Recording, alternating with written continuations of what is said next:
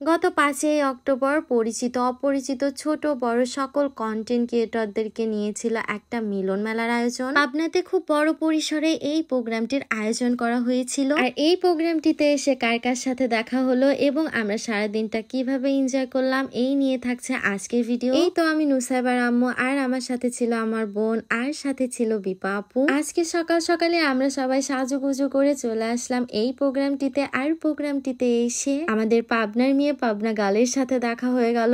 ওর সাথে এইটা আমার প্রথম দেখা ছিল। এটা এত মিশুক ছিল আর আমরা দুইজন এত গল্প করলাম, একটা বারের জন্য মনে হয়নি যে ওর সাথে এটা আমার প্রথম দেখা হলো। এর মাঝে দেখা হয়ে গেল সুমি আপুর সাথে। এসে সবার সাথে একটু গল্প করে নিলাম। তারপরে আমি এই টিকিটটা নিয়েছিলাম। এই টিকিটটাই তাদের জমা দেওয়ার পরে আমাকে দিয়েছিল একটা আইডি কার্ড, একটা টি শার্ট, সকালের নাস্তাও দিয়েছিল, আর সাথে ব্যবস্থা ছিল দুপুরের খাবারেরও। এই যে আমার প্রিয় বিপা আপু, আপু দেখতেও মাশাআল্লাহ অনেক কিউট। তার কথা বলা, তার হাসি আমার তো অনেক বেশি প্রিয়। এই যে এখানে যত মানুষকে দেখছেন তারা কিন্তু সবাই ছোট বড় পরিচিত অপরিচিত কন্টেন্ট ক্রিয়েটর। তারা কিন্তু তাদের নিজেদের জায়গা থেকে কিছু করার জন্য চেষ্টা করে যাচ্ছে। ফেসবুকে আসলে দেখা যায় যে এই প্রোগ্রামটি নিয়ে আলোচনা এবং সমালোচনার একদম ঝড় বয়ে গিয়েছে। অনেকেই দেখলাম ঘরে বসে পোস্ট দিচ্ছে এবং তারা কমেন্টে গিয়েও মন্তব্য করছে এরা আবার কন্টেন্ট ক্রিয়েটর হলো কবে থেকে, এরা কন্টেন্ট কি এটা জানে নাকি, গ্রামের সব চাষা বসে উঠে এসেছে কন্টেন্ট ক্রিয়েটর হতে, পাবনা পাগলা গারদ থেকে সব উঠে এসেছে এই সকল কন্টেন্ট ক্রিয়েটর। আমার কাছে মনে হয় যার যেমন রুচি সে তো তেমন মন্তব্যই করবে। আমি সবার উদ্দেশ্যে বলছি না, যারা এই ধরনের মন্তব্য করে তাদের উদ্দেশ্যেই বলছি। আমরা যারা কন্টেন্ট কি এটাই জানি না,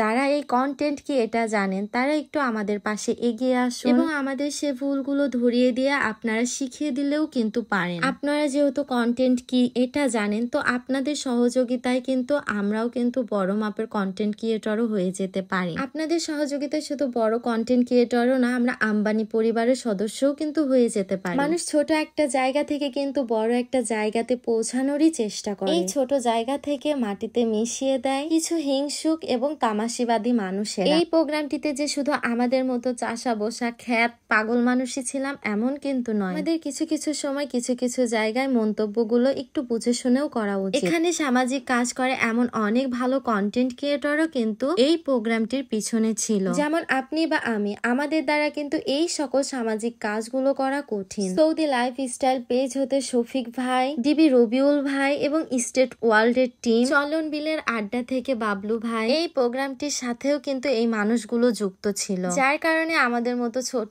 মানুষেরাও এখানে যাওয়ার অনুপ্রেরণা পেয়েছিল। আমরা কিছু মানুষেরা আছি যে একে অপরের ভুল ধরতে পারলে বাঁচি। আসলে আমি দুঃখিত, এই বিষয়টা নিয়ে একটু বেশি বলে ফেললাম। এই কথাগুলোর মাঝে এই প্রোগ্রামের অর্ধেক অংশ তো আমি দেখিয়েই ফেলেছি। বড় বড় কন্টেন্ট ক্রিয়েটররা যারা ছিল এই প্রোগ্রামটির দায়িত্বে, তারা সবাই তাদের জায়গা থেকে তাদের সেই ছোট থেকে বড় হওয়ার পিছনের গল্পগুলো শেয়ার করলো।